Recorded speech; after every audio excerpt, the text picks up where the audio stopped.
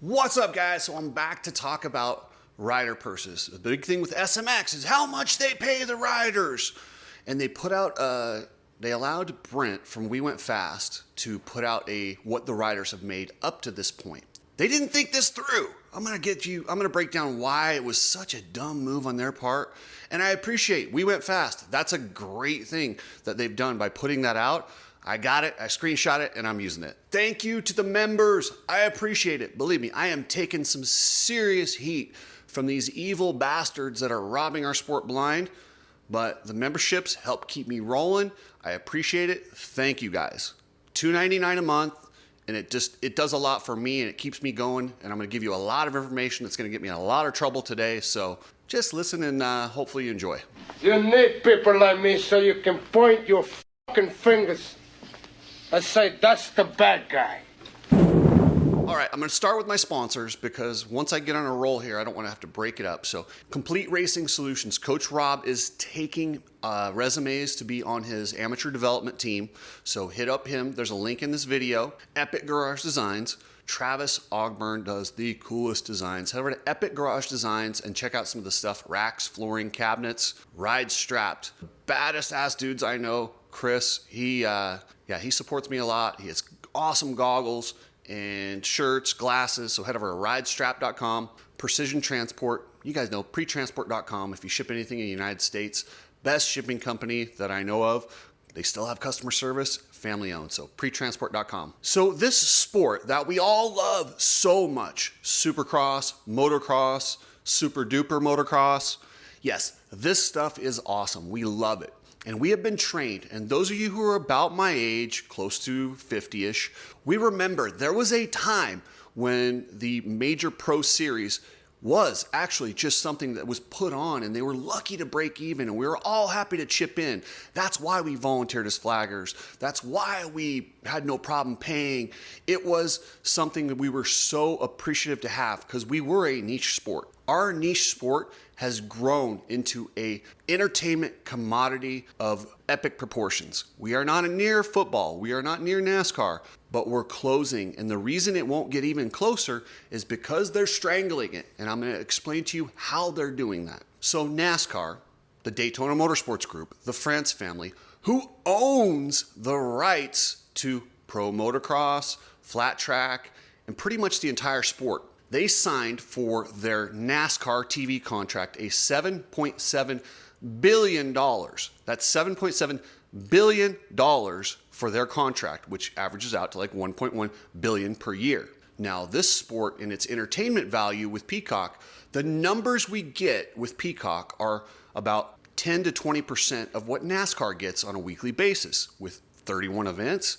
I figured this TV contract has to be, and I compared comparable sports and the TV contracts.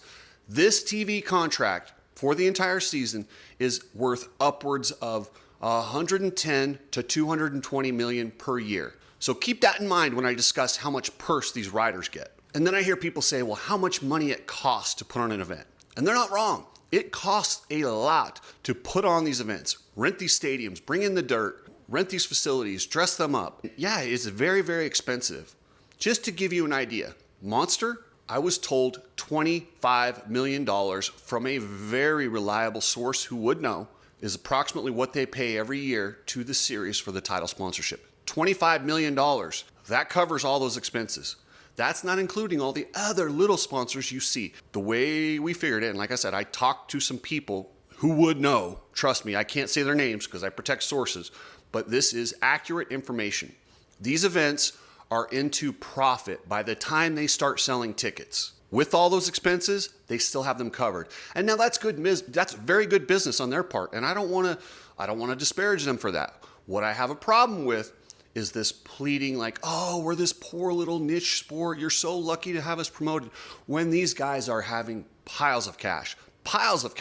And with the Coombs family, they're smart enough to know, hey, we control the media. We are Racer X. We are the biggest media outlet in this sport, and we have influence over a lot of these smaller ones that we make look like they're not affiliated, but they really are, and we can control this narrative, and we can just take all this money and protect this forever. Well, it's not quite going to go like that, and that's why they hate me. That's why they've taken my press pass, because I'm pulling the curtain back and showing you guys the sport that we were lucky to have 30, 40 years ago is now a serious media commodity, and a lot of people are making a lot of money. Unfortunately, it's on the backs of teams, riders, and these brands that keep putting their riders out there and just being happy to pay to go racing instead of actually turning their teams, which could be money makers or at least break even for their marketing expenses. And they're saying, oh, thank you for giving us the platform. Meanwhile, these guys are taking millions and millions of dollars. This is a professional sport, or so it's sold as. In professional sports, teams, riders, players, they are entitled, as they are the product, to approximately 40 to 50% of the revenue. And I say the percentage because when it is a percentage, when nothing's there, if it doesn't do well, there's nothing there. They don't have to pay money they don't have. They would much rather give you a specific number because they know that percentage is going to be way higher. Now, if they give you 6 million for the SMX series, it sounds like a lot. But if you actually break it down, it's probably about 6%. Now, if you give them 40%, it's a lot bigger. So that is how they're hiding behind, and they're really, I'm not gonna lie, they're really good at doing this. Now, the people who should be embarrassed are Roger DeCoster, Mitch Payton, Lars Lindstrom, all these team managers. Now, I get it. I understand where you guys are coming from. You run your teams. You're racers. Racers first. You work on winning races. You don't want to think about this other stuff. You're like, okay, well, Honda gives us this money. Let's go racing. That's what we do. They don't think outside of their box and say, hey, wonder where Honda's budget could come from. If I could get this series, if this series is making this much money and I can offset that budget, would I have more job security? Would I be able to hire more riders? Would I be able to, do more as a team if I got some of the revenue that we generate? So you're literally giving away millions of dollars every year just by not asking and not getting together and saying, hey, promoters, we want a percentage. That's all you had to do. Sit them down and say, listen, we understand how much the series is worth. We are the series. We are the product. We need this amount of money or this percentage. You want to call us partners and you want to treat us like partners, give us a percentage. As far as purse money goes, it is laughable. Hayden Deegan, the biggest commodity right now in this sport media-wise, he is valuable to these guys. His purse money, and I'm not talking about bonus money from his own personal sponsors. When you're talking about football, Dak Prescott just got this gigantic contract from the Dallas Cowboys. That's essentially purse money.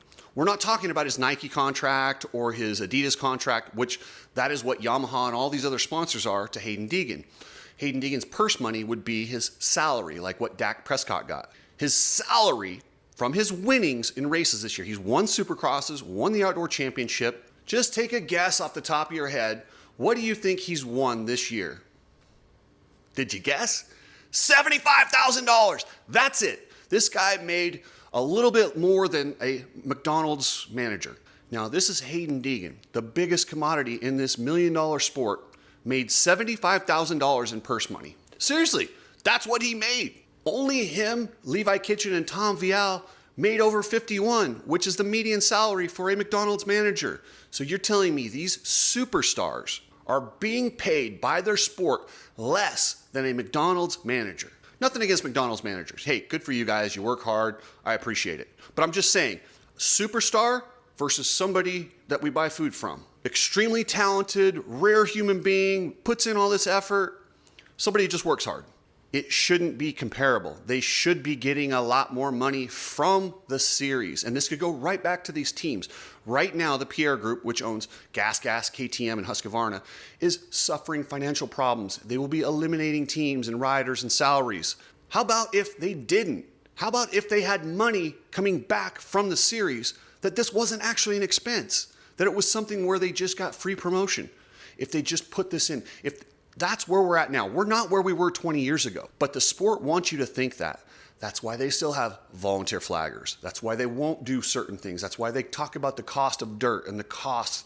They paint this narrative that it is 20 or 30 years ago when they were struggling. They're not anymore. They are making a lot of money. But for the stability of the sport, the teams, that's the only people that are going to do it. Trust me, riders, everyone's out for themselves. They are not going to be able to get this done. If the teams want to get together, Roger, Mitch, Bobby Hewitt, Bobby Reagan, get together and demand a percentage from the series.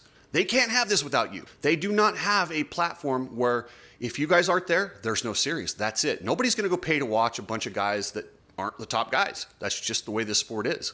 And I will say, Supercross actually pays a lot better in comparison. It's still considerably less, but they pay a lot better than Outdoor Nationals.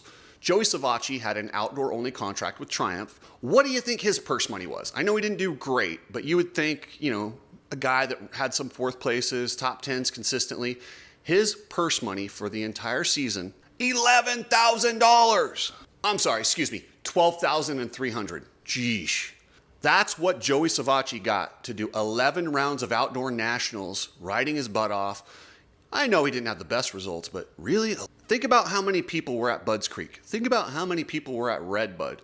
Think about those numbers. If you want to see the numbers, a loose, low accounting of the numbers, go take a look on my Facebook, Cooksey Media Facebook. I pinned an article to the top that shows you just a small breakdown of some of the money that MX Sports collects. And then you tell me if it's worth it that Joey Savacci made $11,000 to race the entire outdoor series on a 250. Okay, so Chase Sexton. He did the most races this year. He won Supercrosses. He won the outdoor championship. His purse had to be pretty high, right? You're thinking at least 7 figures. What's your guess? He made a whopping $173,000 in purse money. Seriously, the best rider in the series in this season made $173,000. Hunter Lawrence had a great year, right? He had some really good finishes at Supercross. He was consistently a front runner in outdoors. He made $108,000 in purse money. So we're talking 29 rounds or 28 rounds, whatever, 27 rounds, $100,000. Think about how much it costs to do an event. You got the bike, the team, the gas, the tires, the travel. There's no possible way to break even in this sport. Jet Lawrence would be the closest one. He made like $267,000. Even $267,000. I would like to see these teams' budget. I don't know exactly how many races, but that's not very many races. That's maybe a few races expenses for what they put out there. That's why they're clawing and begging for these outside sponsors to keep their teams afloat.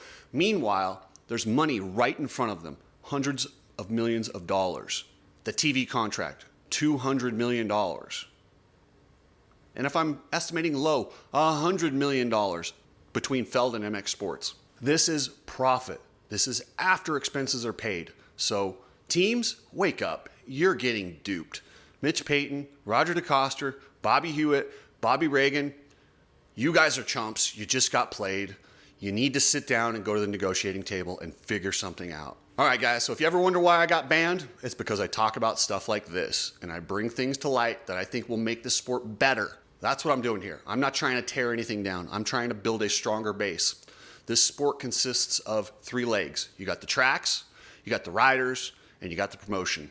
All 3 need to be healthy. Right now, we got one leg growing really far, and it's tipping us over. We need to fix that. We fix that, the sport will grow. It's not just a niche sport. This has an entertainment value that can compete with anything. So don't let them fool you on the sport is what it is. It's not. It could be a lot more, but they're holding it back by choking their little, they're trying to keep it under their thumb and trying to keep all the money for themselves. When in reality, I 100% believe if they loosened up, balanced out the money, in a few years, they'd make a lot more money. But in the short term, they would lose, and they're too damn greedy. Thanks, guys. I appreciate it. And here's your featured member for the day. Thank you.